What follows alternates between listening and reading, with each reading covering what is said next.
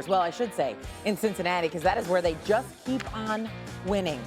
Brewers looking to stay hot against the Reds. Top of the ninth, third down a run. Frelick grounds it to second. McLean flips it to Ellie De La Cruz, but watch De La Cruz throws it low to first. The ball got away.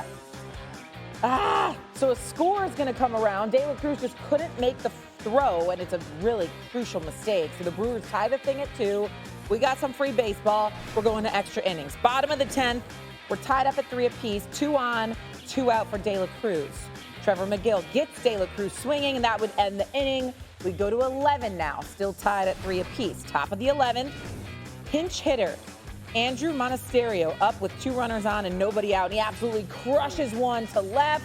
It's a 3-run bomb, his first go-ahead hit in the 7th inning or later, and the Brewers' magic continues. They go on to win it 6-5. Those 13 in a row, what say you, Brewers skipper? I'm grateful.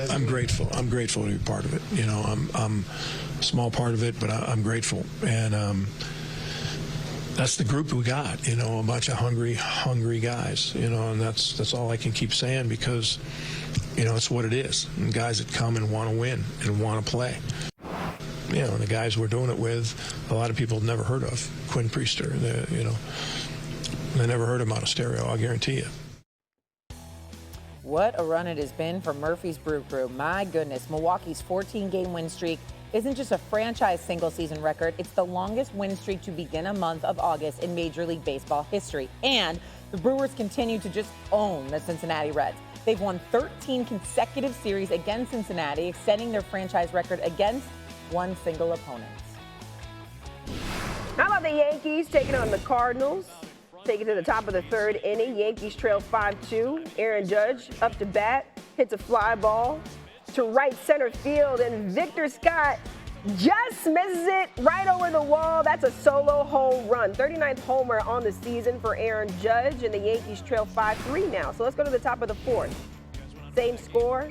Ben Rice batting with runners on corners and 1 out. This one out to right field and leaves the yard. And that's a 3-run home run. Rice with his 18th home run of the year. Yankees take the lead 6-5.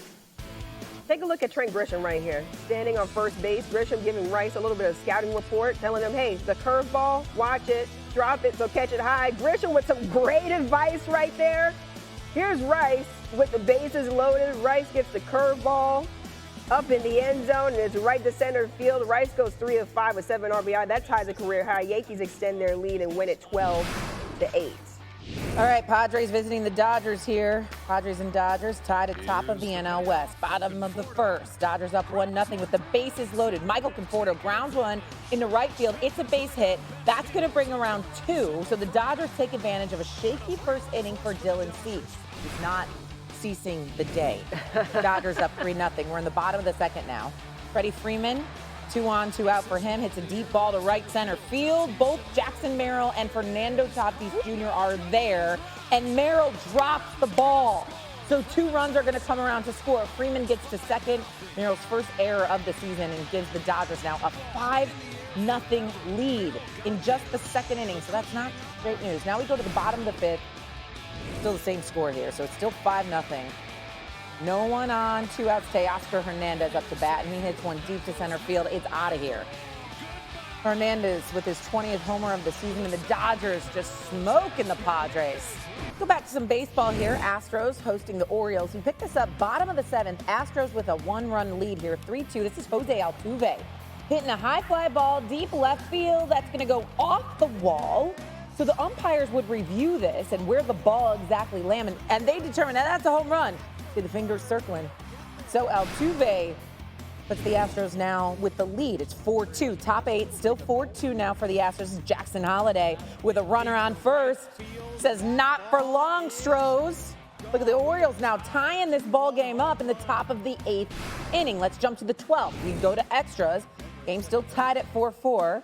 Urias up with the bases loaded, and Urias just hits a ground ball to third. Jordan Westbrook throws it to second for 1 out. Throw to get first gets away to Kobe Mayo, so the Astros would walk it off and win it by a run, 5-4. That came alive yesterday thanks to the rookie Nolan McLean. And boy, did the boys in Queens, they absolutely needed it. Take a look at the action right here as these two go head-to-head. Rodriguez grounds it back up the middle. McLean makes a behind-the-back grab, throws to second, and then one to first for the double play to end the inning. What a play right there. The game remained scoreless. McLean would show off his curveball in the fourth. Gets Eugenio Suarez swinging on the curve and then strikes out Jorge Polanco to end the inning. Mets still lead 1-0. Top of the sixth, same score.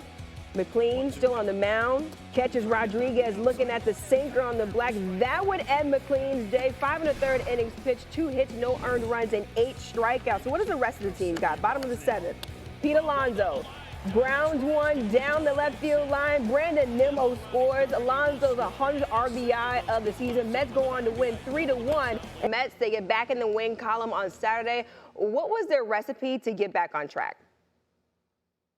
I mean, it was an incredible performance by rookie Nolan McLean in his major league debut. Look, the Mets and the Mariners are on their way here right now. I was texting with Mets manager Carlos Mendoza a few minutes ago about what they saw from McLean yesterday, and he wrote back, very impressive. Great mound presence. Everything that they told us about him as he was coming up through the minor leagues. He goes 5 1/3 innings yesterday, no runs allowed, 8 strikeouts, and for the Mets, who desperately needed more performance out of the rotation, exactly what they needed. You would assume going forward he'll remain in the Mets rotation. Yeah, the Mets more than needed that win. And the Mariners have been hot since the All-Star break and are now only a game and a half back of the Astros. We talk a lot about Kyle Raleigh, but who else has been a key to their success as of late? Julio Rodriguez. Look, he historically has been a slow starter, and this spring the Mariners worked to amend that, having him take more plate appearances in spring, and again he got off to a slow start. But here's the thing, Julio Rodriguez is also a great second half player, and over the last 30 games he's hitting .306 with a .358 on base percentage, slugging almost .700. Look, this Mariners lineup is probably the best Seattle lineup we've seen since 2001, Amina. Yeah, Mariners are 11-4 in their last 15 games. And now time for America's favorite segment, Buster's Best and Bust of the Week. Take it away, Buster, starting with your best. The best Andrew Vaughn of the Milwaukee Brewers has become such an important part of that story. Remember, he was a former first-round pick at the Chicago White Sox. He struggled there, got sent to the minor leagues, was picked up by the Brewers, and he has been absolutely killing it. In 30 games with the Brewers, 35 RBIs, played a huge role in his 14-game winning streak, which continued to yesterday. And a bust for me, the San Francisco Giants, who have now lost 15 of their last 16 home games. That's unheard of in San Francisco history. They've lost 7 consecutive games overall, and now there are open questions about whether or not going to be changes at the end of the year. Look, a few weeks ago we talked about the Giants maybe being a wild card contender. Now, after they wind up having to sell at the trade deadline, the question's going to be, how are they going to reform and remake this team for 2026, Amina? Yeah, you see it right there. 7 straight losses for that Giants team. Not good at all. Buster with the latest. Thanks so much. Time to go back to the diamond because we're going to kiss it goodbye. Starting with Yankees Cardinals, Aaron Judge in the top of the 3rd inning. You know where this is going. Deep right center, and it's right over the wall. Judge's first career home run versus St. Louis. He's homered against 29 of 30 MLB teams. Guess the one team that he hasn't homered against? If you haven't guessed it, it's the Yankees. Duh, because he's on the Yankees. Hello. Aaron Judge doing what he does best. Marlins and Red Sox. This is Trevor Story. 2 runners on, bottom of the 3rd, and he just goes deep. Nice storybook ending, right? For Boston, even though it was only the bottom of the 3rd. 2 for 4, 19th home run this season, 3 ribbies. Pretty good. Red Sox would win it 7-5 over the Marlins. Rangers taking on the Blue Jays. Miles Straw up with 1 runner on. Hits a deep ball to left field for a 2-run homer. That one's gone. Already Straw's 2nd home run of the game. Straw 4 of 5, 2 home runs, a career high 5 RBIs. His first career multi-home run game. The jacket, love it. Orioles and Astros here. Jose Altuve. High fly ball deep. This one's going to be off the wall, but it's ruled a home run, everyone. Altuve 1 for 5. The only one that mattered, that home run right there against the Orioles as the Astros win it 5-4. Mariners taking on the Mets. Eugenio Suarez in the 9th inning. Suarez goes deep to left center field. That one's going, gone. Look at them fighting over the ball. Suarez 1 of 4, 38th home run of the season in the loss at the Mets. Mets win this one 3-1. Our Sunday night baseball game is the 8th annual MLB Little League Classic from Williamsport, Pennsylvania. It's the series finale between the Mariners and the Mets, 7 Eastern, 4 Pacific on ESPN, ESPN Deportes, and ESPN Radio with a special Kids Cast edition on ESPN2.